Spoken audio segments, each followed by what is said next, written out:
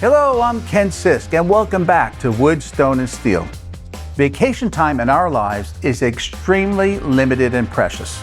So, why would most of us choose to spend our hard-earned cash and limited time off to visit historic towns and cities? It's because most of them were built long before processed building materials like vinyl siding, asphalt shingles, and of course, tons of caulk to hold it all together. Back then, buildings were made slowly and with intention, stone by stone, brick by brick. Each one was carefully planned and constructed as its own individual work of art, woven into the fabric of the town or city. These places resonate with us because they were built with natural materials, which have been used for thousands of years. These materials speak to our inner core and provide our senses with a familiar primal feeling. We are starting a new series where we showcase a number of these incredible cities and towns. And our first stop, Lyon, France.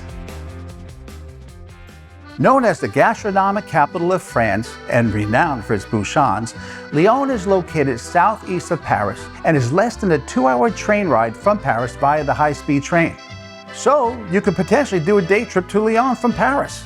The heart of Lyon is located at the confluence of the Saône and Rhône rivers. Most people don't know this, but Lyon is the third largest city in France with just over 500,000 residents. Like Paris, Lyon is divided into sectors called arrondissements. Lyon has 9 arrondissements compared to Paris's 20. Lyon is a lively metropolis with a vibrant economy, university life, and of course, a plethora of outstanding eateries. Like many cities in Western Europe, Lyon was majorly developed by the Roman Empire. So, most of the buildings in the city were built before modern construction methods and the invention of the automobile. Lyon's buildings are made of a mix of local warm-toned limestone, stucco, painted stone and brick, as well as timber frame buildings with clay tile roofs. These construction materials bring nature back into our built environment. Lyon was designed during a time when towns and cities were built for people, not cars. The width of streets and the heights of buildings were all of a more human scale. You can feel the difference, especially in the Old Town section, where the streets are narrow and the attached buildings create a comfortable protective corridor for pedestrians. Of course, Lyon has its fair share of high-end Michelin star restaurants, but many people gravitate to other eating establishments called bouchons. Bouchons serve traditional Lyonnaise fare in a warm social setting. You can start off your dining experience here with a sumptuous Lyonnaise salad, followed by coq au vin, and finish it off with a delicious tarte aux pralines.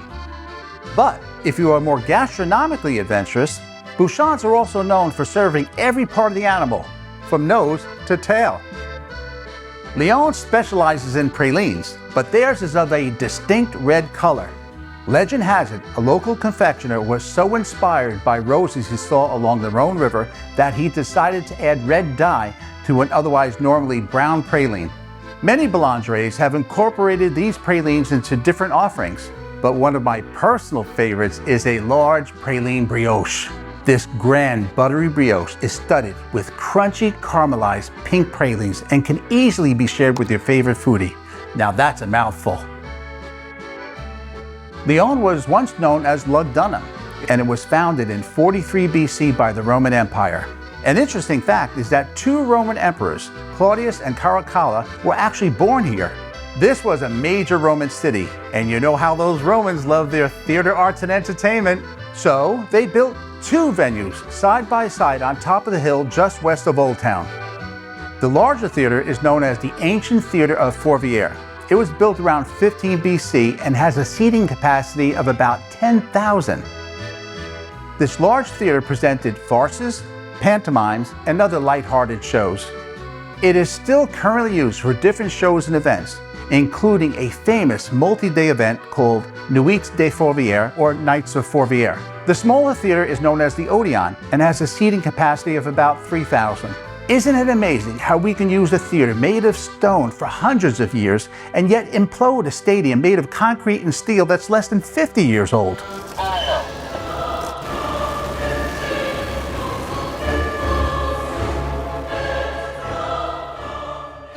Lyon is renowned as a historical center for silk manufacturing. Several companies continued the tradition of silk production in Lyon, with Manufacture Prel being a prime example.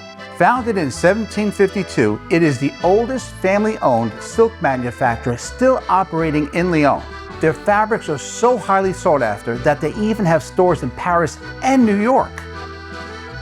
Many of the silk manufacturers used a system of passageways called traboules. The word traboule comes from the Latin transambulare, which means to pass through. These passageways have a rich history. Initially used for transporting goods, particularly silk, they later served as secret passageways for the French resistance during World War II. While in Lyon, I stumbled upon one of these traboules, so follow me inside. I will walk slowly, but you can see this passageway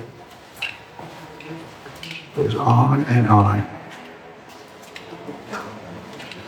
So this is where people would be walking through from one building to the next, being covered from the rain. These are little hidden gems, but you have to be quiet because these have been turned into a lot of private residences. As you can see, it connects one to the other,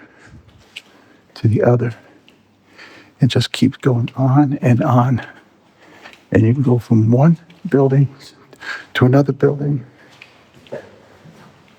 Incredible.